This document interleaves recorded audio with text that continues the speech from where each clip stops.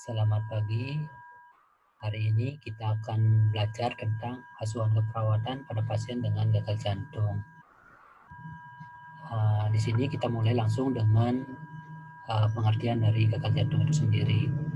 Gagal jantung merupakan sindrom klinis yang kompleks yang disebabkan oleh penurunan kemampuan struktural dan fungsional dari pengisian ventrikel atau injeksi darah. Itu menurut Yuniadi et al. Tahun 2017. Sedangkan definisi lain diungkapkan oleh Black and Hock tahun 2014 yang menyatakan bahwa gagal jantung itu merupakan suatu kondisi ketika jantung tidak mampu memompa darah untuk memenuhi kebutuhan metabolik tubuh. Gagal jantung bukan merupakan suatu penyakit, melainkan sebuah sindrom klinis di mana ditandai dengan manifestasi klinis seperti kelebihan volume darah, perfusi jaringan yang tidak adekuat, dan menyebabkan terjadinya perburukan terhadap toleransi aktivitas. Kemudian ini merupakan ilustrasi pada pasien dengan gagal jantung, di mana diilustrasikan dengan Donkey analogi, di mana dengan beban jantung yang tinggi, maka lama-kelamaan akan menyebabkan terjadinya penurunan fungsi jantung yang menyebabkan gagal jantung, sehingga terjadi gangguan fungsi ventrikel membatasi kemampuan pasien untuk melakukan aktivitas sehari-hari. Kemudian apa sih penyebab dari gagal jantung tersebut? Gagal jantung menurut Black and Hock 2014, gagal jantung itu dibedakan, penyebab gagal jantung dibedakan menjadi dua, yaitu yang intrinsik dan ekstrinsik. Yang intrinsik itu dari jantungnya sendiri, seperti penyakit jantung koroner, impak miokard, kemudian penyakit pada katup, miokardium, dan disritmia. Sedangkan yang dari ekstra jantung itu biasanya terkait dengan peningkatan preload. Peningkatan preload itu terkait dengan kelebihan volume cairan. Kemudian peningkatan afterload, yaitu tentang peningkatan SPR atau peningkatan resistensi perifer. Kemudian peningkatan kebutuhan atau tirotoksikosis. Kemudian Black and Hock 2014 juga membagi secara lebih terperinci tentang etiologi dari gagal jantung, yaitu yang pertama kondisi pembebanan abnormal. Ini seperti kondisi yang meningkatkan preload dan meningkatkan afterload. Kondisi apa sih yang meningkatkan preload? Itu masalah pada katup seperti regurgitasi pada mitral maupun trikuspid, kemudian hipovolemia, kemudian masalah jantung bawaan seperti defek kongenital, defek septum ventricle, defek septum atrial maupun PDA. Sedangkan kondisi yang menyebabkan peningkatan afterload seperti hipertensi pulmonal maupun sistemik. Kemudian adanya masalah katup juga seperti adanya stenosis pada aorta maupun pulmonal. Kemudian tahanan perifer yang tinggi atau SPR-nya yang tinggi. Kemudian pembagian yang dua berdasarkan fungsi otot abnormal, yaitu terjadi kelainan pada otot jantungnya sendiri atau miokardiumnya sendiri, disebabkan oleh impak miokardium, kemudian miokarditis, kardiomiopati, aneurisma ventrikel, konsumsi alkohol yang lama, kemudian penyakit jantung koroner, kemudian bisa juga karena penyakit jantung metabolik. Kemudian pembagian yang terakhir itu berdasarkan pengisian yang terbatas, bisa disebabkan oleh adanya stenosis mitral dan trikuspid sehingga pengisian ventrikel baik kiri dan kanan menjadi terbatas.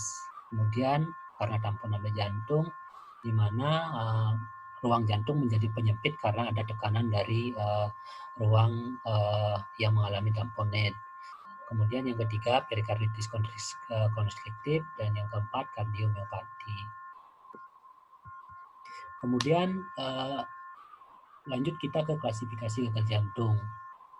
Di sini akan menggunakan versi tahun 2015, di mana di sana disebutkan bahwa klasifikasinya bisa berdasarkan kapasitas fungsional New York Heart Association, di mana terbagi menjadi kelas 1, kelas 2, kelas 3, kelas 4, dan berdasarkan klasifikasi gagal jantung menurut American Heart Association atau American College of Cardiology, di mana pada klasifikasi menurut NIHA kelas satunya itu tidak mendapat batasan dalam melakukan aktivitas fisik, di mana aktivitas fisik sehari-hari tidak menimbulkan kelelahan, palpitasi atau sesak napas. Ini seperti pada stadium A berdasarkan kriteria H, di mana memiliki risiko tinggi untuk berkembang menjadi gagal jantung, tetapi tidak terdapat gangguan struktural,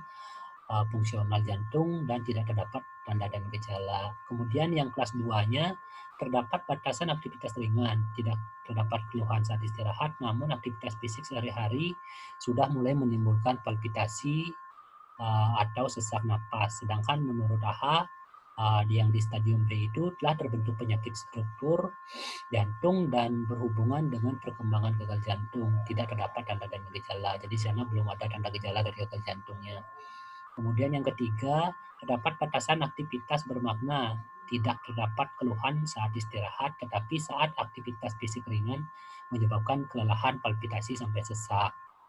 Di mana di sini pasiennya dengan aktivitas mulai dengan melakukan aktivitas, mulai keluhan biasanya muncul, dengan istirahat biasanya akan membaik. Sedangkan menurut AHA itu di stadium C-nya itu gagal jantung yang simptomatik berhubungan dengan penyakit struktural jantung yang mendasari, misalnya penyakit katup jantung atau yang lainnya.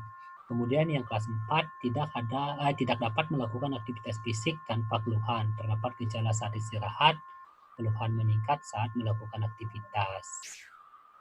Jadi saat melakukan aktivitas ringan saja pasien sudah mengalami masalah. Begitu juga di klasifikasi AHA, stadium D itu disebutkan bahwa penyakit jantung struktural lanjut serta gejala gagal jantung yang sangat bermakna saat istirahat walaupun sudah mendapatkan terapi medis yang maksimal atau refraktor.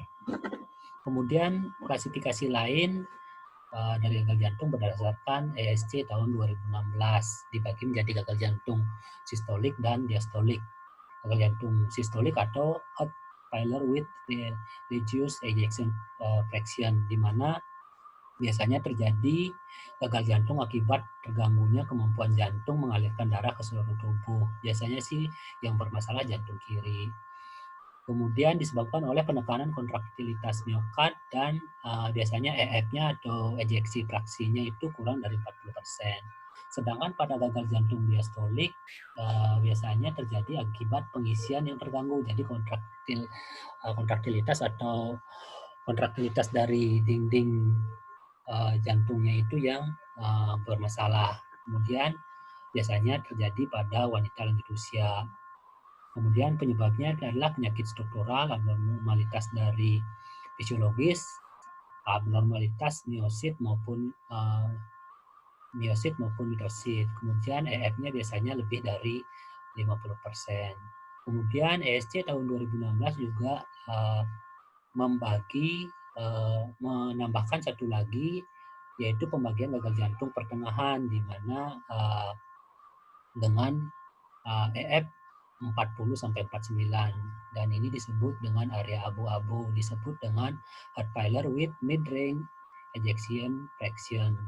Kemudian biasanya sih pada pasien ini kemungkinan besar memiliki disfungsi sistolik ringan, tetapi dengan menonjolkan disfungsi diastolik, jadi lebih mengarah ke masalah diastolik atau gangguan dari abnormalitas fisiologisnya. Kemudian gangguan fungsi ventrikel kiri yang sistolik biasanya secara umum itu lebih banyak dari gangguan diastolik, sekitar 2/3 dari penderita gagal jantung. Sedangkan yang diastolik biasanya sekitar 1/3 dari gagal jantung, di mana terjadi gangguan pengisian atau relaksasi. Kemudian penentuan fungsi ventrikel itu adalah dari yang pertama dari jumlah stroke volume yang bisa dipompakan, stroke volume dari jantung itu sendiri, seberapa pasiennya bisa menampung darah atau cairan. Itu dipengaruhi oleh beberapa hal seperti prelude. Prelude itu terkait dengan jumlah volume darah. Kemudian yang kedua terkait dengan kontraktilitas dari jantungnya itu sendiri. Kemudian yang ketiga terkait dengan afterload-nya atau biasanya terkait dengan tahanan resistensi tahanan perifernya atau SPR-nya yang biasanya meningkat pada pasien dengan hipertensi misalnya, atau terjadi masalah pada katup misalnya pada aorta atau pulmonalnya. Kemudian untuk mencapai cardiac output yang diharapkan biasanya akan dipengaruhi oleh heart rate. Semakin tinggi heart rate-nya maka cardiac output-nya akan semakin meningkat. Kemudian juga dipengaruhi oleh kontraksi dari left ventricle tersebut dan juga integritas dari dinding jantungnya serta kompeten dari katup-katup jantungnya. Kemudian pembagian jantung yang berikutnya yaitu gagal jantung kiri dan gagal jantung kanan menurut Yuniadi et al. Tahun 2017, di mana gagal jantung kiri itu merupakan ketidakmampuan ventrikel kiri seperti keadaan normal. Terjadi akibat akumulasi darah sebelum masuk ventrikel kiri. Hal ini menyebabkan terjadinya bendungan pada vaskularisasi sehingga terjadi akumulasi darah pada paru yang menyebabkan terjadinya kongesti paru. Akibat dari kongesti paru tersebut, biasanya pasien menunjukkan tanda gejala seperti sesak napas maupun batuk, terutama batuk pada malam hari. Selain itu, kalau dilakukan pemeriksaan fisik, kadang-kadang akan terdengar suara ronhi pada basal paru. Kemudian tanda lain yang muncul yaitu pembesaran jantung atau kardiomegali, kemudian nadi yang cepat dan dangkal, dan suara jantung 3 atau galop, dan ronhi pada basal paru, terutama pada sepertiga basal. Kemudian pada gagal jantung kanan, biasanya memang lebih jarang, tetapi kalau ada biasanya disebabkan oleh masalah seperti hipertensi pulmonal, gangguan katup pulmonal, maupun tricuspid, serta penyakit jantung bawaan. Kemudian biasanya sih yang paling sering merupakan akibat tidak langsung dari gagal jantung kiri. Terjadi peningkatan tekanan atrium kanan dan vena sistemik sehingga terjadi akumulasi cairan pada jaringan tubuh. Biasanya ditandai dengan peningkatan JPP dan ada edema pada ekstremitas. Gagal jantung berdasarkan efeknya, yaitu ada forward dan ada backward. Yang forward itu terjadi karena terjadi pengosongan penampungan vena yang tidak mencukupi, menyebabkan penyebab umum dari gagal jantung ini adalah karena stenosis dari aorta, miokarditis maupun impak miokard yang luas, misalnya pada anterior extensive, jadi pada bagian jantung yang cukup luas. Kemudian gagal jantung efek ke belakang atau backward biasanya terjadi pengurangan atau pengosongan darah menuju arteri pulmonal dan aorta, menyebabkan gagal jantung kiri dan dengan efek backward yaitu stenosis mitral, kardiomiopati, hipertropik. Kemudian yang selanjutnya adalah klasifikasi berdasarkan gagal jantung curah rendah dan tinggi, di mana klasifikasi ini berdasarkan volume hemodinamik dan curah jantung. Kemudian perbedaan dari karakteristik keduanya ini, jika dia gagal jantung dengan low output atau curah rendah, biasanya detak jantungnya ringan. Sedangkan pada gagal jantung dengan curah tinggi biasanya ditandai dengan detak jantung yang tidak beraturan. Gagal jantung yang lebih sering umumnya terjadi adalah gagal jantung dengan curah rendah. Dan jika ada gagal jantung yang curah tinggi, biasanya penyebabnya adalah karena ada penyakit-penyakit lainnya, misalnya pada anemia, hipertiroidisme, maupun ada tumor yang besar pada vaskuler. Kemudian klasifikasi selanjutnya adalah gagal jantung akut dan kronis, di mana gagal jantung akut terdiri dari akut dekompresi heart failure, di mana terjadi perburukan sampai tidak bisa memenuhi kebutuhan tubuh. Sedangkan yang kedua adalah akut heart failure de novo, di mana sebelumnya memang belum pernah terjadi gagal jantung sama sekali. Kemudian gagal jantung yang kronis, di mana sudah terjadi gagal jantung beberapa waktu yang lalu dengan gejala-gejala dapat diatasi. Biasanya ini adalah merupakan kompensasi jangka panjang dalam tubuh dan sudah terjadi remodeling pada jantung yang menyebabkan terjadinya gagal jantung. Kemudian tanda gejala gagal jantung, tanda khasnya itu adalah sesak napas saat istirahat atau aktivitas, kelelahan, dan edema tungkai. Dan tanda khas gejala jantung yaitu seperti takikardi, takipnu, rohi paru, efusi pleura, peningkatan tekanan vena jugularis, edema perifer, hepatomegali, dan atau tanda objektif gangguan struktur dan fungsional seperti kardiomegali, suara jantung ketiga atau galop, murmur jantung, abnormalitas dalam gambaran ekokardiografi, kenaikan konsentrasi peptida natriuretik seperti NT-proBNP. Kemudian manifestasi klinis gagal jantung menurut ESC tahun 2016, di sini lebih spesifik lagi dibagi, yaitu tanda gejalanya masing-masing yang tipikal atau kurang tipikal. Seperti kalau tipikal itu pasiennya pasti sesak napas, ortopnu, paroksimal nocturnalisme, toleransi terhadap aktivitas berkurang, cepat lelah, bengkak di pergelangan kaki. Sedangkan yang kurang atipikal itu adanya batuk di malam hari, mengi, perasaan kembung atau begah, nafsu makan menurun sampai pingsan atau bendoknu. Kemudian tanda yang spesifik itu biasanya terjadi peningkatan JPP, terutama pada pasien dengan gagal jantung kanan. Kemudian dikonfirmasi dengan reflux hepatojugular.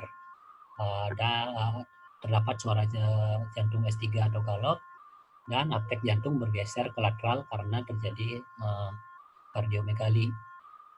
Kemudian kurang spesifik seperti berat badan bertambah lebih dari 2 kg per minggu, berat badan turun pada gagal jantung kronik, kaheksia, suara jantung murmur, edema perifer, sampai terjadi hepatomegali. Kemudian pemeriksaan penunjang apa sih yang diperlukan? Bisa dengan ronsen torak untuk melihat kardiomegali, kongesti paru, atau luasnya efusi pleura, serta penyakit lainnya yang terkait. Kemudian elektrokardiogram biasanya EKG memang memiliki nilai yang prediktifnya kecil untuk diagnosis gagal jantung. Tetapi pada kondisi EKG normal, biasanya untuk pasien yang kemungkinan mengalami gagal jantung sistolik itu sangat kecil, yaitu kurang dari 10%. Kemudian ekokardiografi merupakan gold standar untuk menilai gangguan sistol pada ventrikel kiri. Selain itu juga untuk memperkirakan hasil dan kemampuan bertahan pada pasien dengan gagal jantung. Biasanya yang paling sering diperiksa itu adalah ekokardiografinya. Di samping juga di sana bisa melihat ejection fraksinya berapa. Kemudian radionuklir, gambar yang dihasilkan dapat mengevaluasi penyakit dan menentukan daerah mana yang mengalami penurunan fungsi jantung. Di sana ya.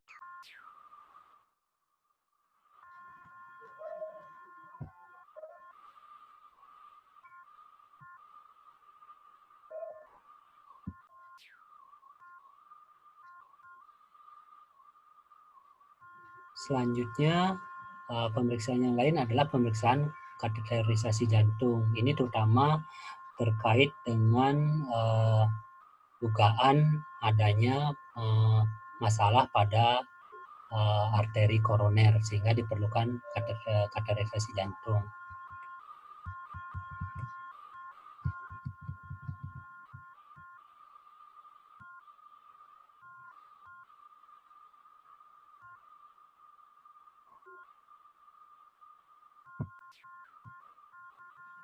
Selanjutnya tentang pemeriksaan penunjang. Pemeriksaan penunjang lainnya adalah pemeriksaan laboratorium seperti darah lengkap, elektrolit serum, fungsi hati, fungsi ginjal, urinalisis, peptida natriuretik seperti kadar BNP atau NT-proBNP. Kemudian troponin atau I atau T terutama pada pasien yang mengarah atau disertai dengan gambaran klinis seperti ACS atau akut coronary syndrome. Kemudian prinsip penata laksana gagal jantung pendekatannya ada 3, yaitu menghilangkan penyebab dari gagal jantungnya, kemudian mengidentifikasi dan meminimalkan faktor yang memperburuk gagal jantung, kemudian terapi obat-obatan untuk mengontrol gagal jantung, meningkatkan survival pasien. Kemudian tujuan dari penata laksanaan gagal jantung itu adalah seperti yang diungkapkan dalam PERKI dan ESC, yaitu yang menurut PERKI yaitu dari prognosisnya menurunkan mortalitas, kemudian morbiditasnya meringankan tanda dan gejala, memperbaiki kualitas hidup, menghilangkan edema dan retensi cairan, meningkatkan kapasitas aktivitas fisik, mengurangi kelelahan dan sesak napas, mengurangi kebutuhan rawat inap, menyediakan perawatan akhir hayat. Kemudian untuk pencegahan, mencegah terjadinya kerusakan lebih lanjut dari miokardnya, perburukan kerusakan miokard, remodeling miokard, kemudian timbulnya kembali gejala dan akumulasi cairan serta kembali dilakukan rawat inap. Sedangkan menurut ESC hampir sama, yaitu meningkatkan status klinis pasien, meningkatkan kapasitas fungsional, meningkatkan kualitas hidup, pencegahan rawat inap berulang, menurunkan angka kematian. Penanganan gagal jantung harus dilakukan multidisiplin, di mana harus melibatkan berbagai tim, yaitu dokter, perawat, farmasi, ahli gizi, dan rehabilitasi jantung. Selain itu juga harus melibatkan pasien dan keluarga, karena untuk merawat pasien di rumah, pemantauan pasien mulai dari mengingatkan pasien untuk aktivitas fisik maupun untuk pembatasan cairan dan garam. Setelah discharge planning, follow up untuk mengoptimalkan pengobatan. Kemudian strategi penata laksanaan gagal jantung itu bisa menggunakan terapi farmakologi, terapi non farmakologi, maupun dengan intervensi invasif, bisa dengan pembedahan dan pemasangan alat bantu. Untuk terapi farmakologi biasanya menggunakan beberapa jenis obat, ada yang untuk menurunkan prelude-nya, kemudian untuk mengatasi masalah kontraktilitasnya maupun masalah afterload-nya. Obat-obat yang digunakan seperti ACE inhibitor, kemudian angiotensin receptor blocker, beta blocker, antagonis aldosteron, hidralazin dan isosorbit dinitrat, kemudian digoxin, diuretik, dan obat-obatan lain tergantung dari komorbid yang dialami pasien. Kemudian ini ilustrasi penggunaan diuretik dan ACE inhibitor, di mana dengan pemberian obat tersebut maka beban dari jantung itu sendiri akan berkurang, sehingga kerja jantung menjadi lebih rendah. Pasien bisa memumpahkan darah lebih banyak. Kemudian penggunaan beta blocker, di mana pemberian obat ini membatasi kecepatan dari jantung sehingga mengefektifkan kerja dari jantung. Jadi kecepatannya yang diatur. Kemudian dengan digitalis biasanya diilustrasikan dengan memberikan rangsangan agar jantung bisa bekerja lebih optimal. Kemudian selain terapi pengobatan juga bisa dengan menggunakan terapi menggunakan alat lain seperti terapi pembedahan jantung, bisa revaskularisasi jantung dengan PCI atau pembedahan CABG jika penyebab gagal jantungnya adalah penyakit arteri disease atau CAD. Kemudian operasi penggantian atau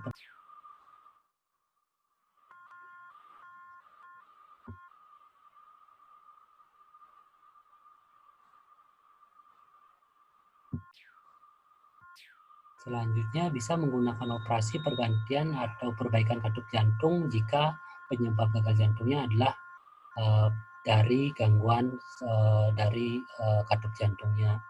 Kemudian terapi alat non-bedah dapat digunakan seperti implantable cardioverter defibrillator atau ICD dan cardiac resynchronized therapy atau CRT digunakan pada gagal jantung yang simptomatik dan sudah diberikan pengobatan yang optimal, tetapi masih belum efektif, maka dilakukan pemasangan alat bantu tersebut.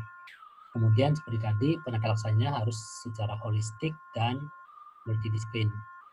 Ini ilustrasi penggunaan CRT, di mana dengan penggunaan CRT maka kerja jantung akan menjadi lebih optimal dengan bantuan tersebut. Kemudian penata laksanaan non-farmakologis dengan manajemen diri, kepatuhan berobat atau ketaatan terhadap program pengobatan, monitoring berat badan harian, pengurangan berat badan, pembatasan asupan cairan dan garam, latihan fisik yang terukur, kemudian dukungan keluarga atau caregiver dalam perawatan pasien di rumah, dan dilakukan monitoring kalau perlu. Kemudian apa sih prinsip-prinsip dari manajemen perawatan diri? Yaitu seperti tadi juga sempat disinggung sedikit, diet dan pembatasan cairan, kepatuhan dalam pengobatan, pemantauan berat badan, pengenalan gejala perburukan dan siapa harus dihubungi jika pasien mengalami gangguan. Jadi tentunya harus mencari bantuan segera. Kemudian follow up serta latihan fisik yang terukur. Kemudian untuk pembatasan cairan dan garam, pembatasan cairan itu biasanya sekitar 1,5 sampai 2 liter, terutama pada pasien dengan gagal jantung yang disertai dengan hiponatremia, sehingga dapat menurunkan gejala kongestif. Namun pada kesadaran sehari-hari dilihat lagi klinisnya seperti apa berat badan pasien. Kemudian edukasi sumber asupan cairan dari mana aja, misalnya dari penggunaan buah, es krim, dan yang lainnya.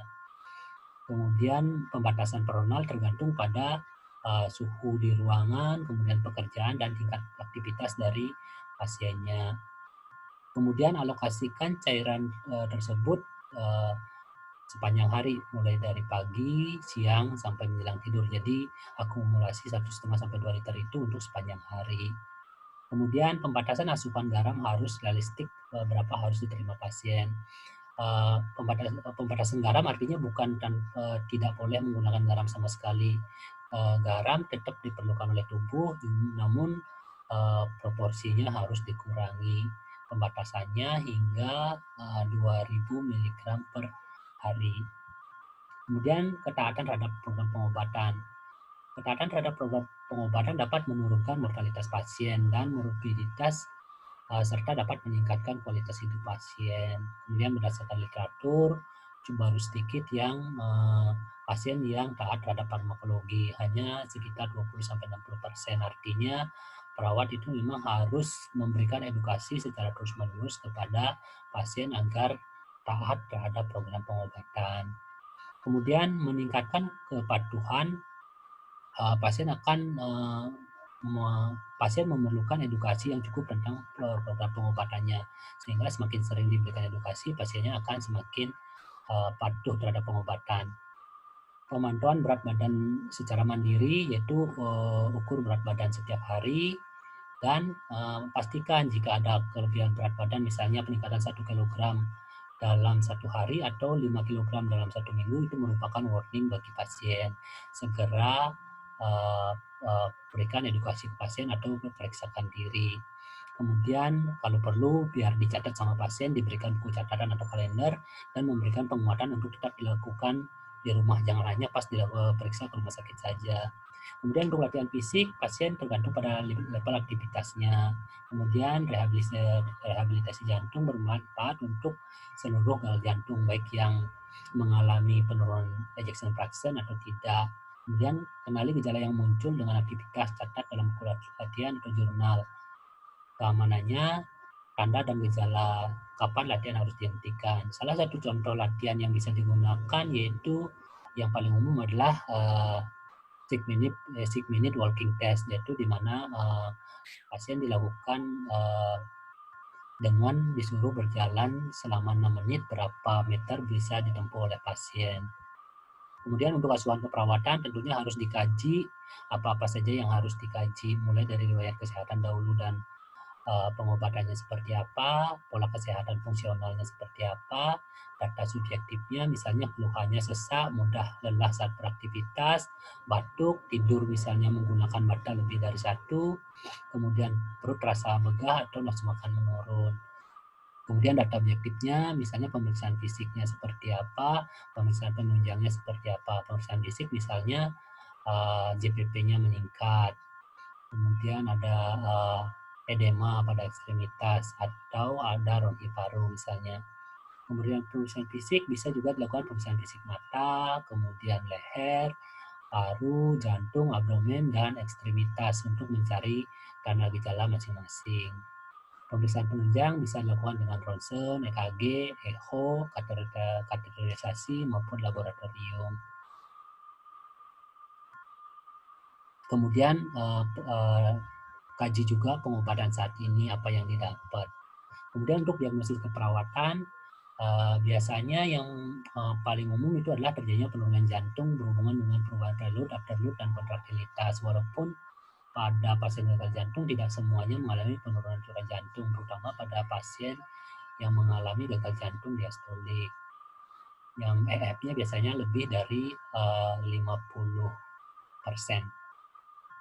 Intoleransi aktivitas biasanya berkaitan dengan keseimbangan antara suplai dan kebutuhan oksigen, hipovolemi berhubungan dengan gangguan mekanisme regulasi, kemudian gangguan pertukaran gas berhubungan dengan ketidakseimbangan ventilasi, perfusi dan perubahan membran alveolar, defisit nutrisi berhubungan dengan kurang asupan.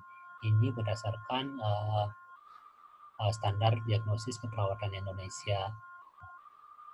Kemudian luaran keperawatannya untuk penurunan curah jantung yaitu dengan curah jantung yang meningkat. Toleransi aktivitas dengan menunjukkan toleransi aktivitas yang meningkat, kemudian hipovolemi dengan keseimbangan cairan yang meningkat, kemudian gangguan pertukaran gas menunjukkan pertukaran gas yang meningkat, kemudian defisit nutrisi menunjukkan status nutrisi membaik. Kemudian ini untuk standar intervensinya. Di mana untuk penurunan curah jantung itu adalah perawatan jantung, mulai dari identifikasi tanda gejala, identifikasi tanda gejala sekunder penurunan curah jantung, monitoring tekanan darah, sampai kolaborasi dan rujuk ke rehabilitasi medis kalau perlu. Kemudian untuk interaksi aktivitas, nursing intervensinya adalah manajemen energi. Manajemen energi di mana tindakannya atau intervensinya identifikasi gangguan fungsi tubuh, monitoring kelelahan fisik atau emosi, lakukan latihan rentang gerak yang ringan, anjurkan tidak baring, anjurkan melakukan aktivitas secara bertahap sampai kolaborasi dengan ahli gizi. Kemudian untuk masalah yang ketiga, hipovolemia, standar intervensi keperawatannya dengan manajemen hipervolemia, yaitu periksa tanda dan gejala hipervolemia, kemudian monitoring status hemodinamik, monitoring intake dan output cairan, monitor tanda hemokonsentrasi, monitor tanda peningkatan tekanan onkotik, sampai kolaborasi dalam pemberian diuretik, penggantian kehilangan kalium akibat diuretik, pemberian terapi CRRT atau pengganti ginjal jika perlu. Kemudian gangguan pertukaran gas, standar intervensi keperawatannya yaitu pemantauan respirasi dan terapi oksigen. Pemantauan respirasi seperti monitor frekuensi irama dan kedalaman upaya napas, monitor pola napas, monitor kemampuan batuk efektif, palpasi kesimetrisan jalan dan ekspansi dada, sampai monitoring hasil ronsen torak dan atur interval pemantauan respirasi sesuai dengan kondisi. Kemudian untuk terapi oksigen, monitoring kecepatan aliran oksigen, monitoring efektivitas seperti dari oksimetri maupun analisa gas darah, kemudian monitoring tanda-tanda hipoventilasi, kemudian monitoring tanda-tanda toksik oksigen, sehingga bisa dikurangi atau dihentikan pemberiannya. Kemudian sampai kolaborasi dengan penggunaan oksigen saat pasien istirahat atau tidur.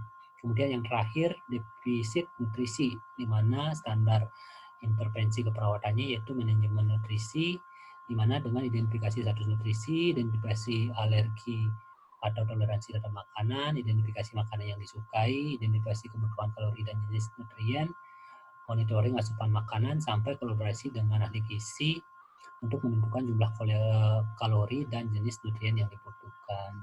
Kemudian kesimpulan dari semua ini bahwa pengkajian awal yang holistik terhadap pasien gagal jantung merupakan informasi yang penting sehingga bisa melakukan penanganan yang tepat. Kemudian penanganan gagal jantung memerlukan fasilitas pendukung yang baik untuk mendiagnosis dan maupun monitoring dan memantau di rawat jalan maupun rawat inap untuk mengurangi risiko rawat inap berulang.